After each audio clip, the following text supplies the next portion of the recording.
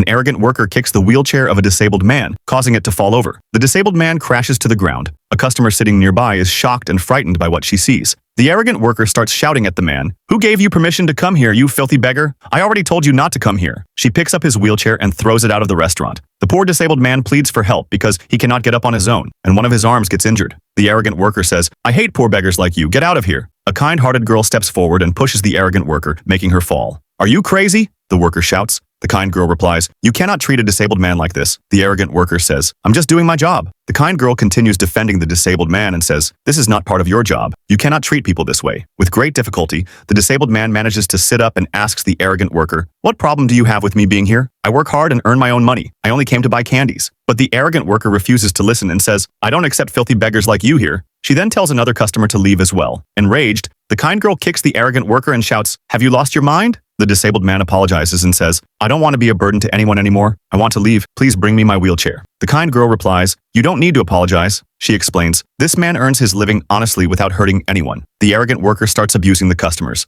One of the customers grabs her by the hair, drags her to the counter, and says, "Now take this disabled man's order immediately." The kind girl then says to the disabled man, "I'll find someone to help put you back in your wheelchair." At that moment, another young man arrives. The girl asks him, "Please help me lift this disabled man." The boy agrees, and together they lift him and place him in the wheelchair. The kind girl then says, "I have a surprise for you." "What surprise?" She gives him a box of chocolates and says, "This will help you earn money. Sell these, then buy more chocolates and grow your business." The disabled man is deeply moved by her kindness and says, "If life ever gives me the chance, I will repay this kindness one day." The girl replies, "I don't want anything in return. I just want you to stand on your own feet." The disabled man thanks the boy from the bottom of his heart. The kind girl buys one chocolate from him to help him start his business. He happily gives her a chocolate. She hugs him and says, "Best of luck for your future." The disabled man starts selling chocolates, and they begin selling very quickly. He is extremely happy with his first day's earnings and goes to buy more chocolates. On the way, he runs into the same arrogant worker again. She humiliates him by throwing water on him. He asks, "What is my fault? Why do you treat me like this?" The arrogant woman starts hitting him. Suddenly, a man steps forward and stops her. "How dare you hit a disabled man? Because of you, my life was ruined. I lost my job because of what you did." He warns her, "Leave now, or I'll call the police."